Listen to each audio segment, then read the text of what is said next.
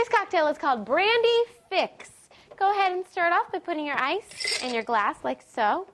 And we're going to do 2.5 ounces of brandy. So let's see here. Maybe if my brandy comes out of the bottle.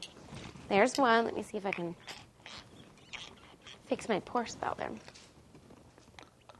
little bit better. 2.5 ounces of brandy.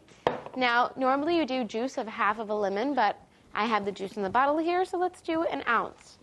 An ounce of lemon juice, like so. Now we're going to do about a teaspoon or so of powdered sugar. There we go. That might be a little bit more than a teaspoon, but I like sugar, so whatever. And now we're going to do a little dash of water. Water it down a little bit. Now shake it all together.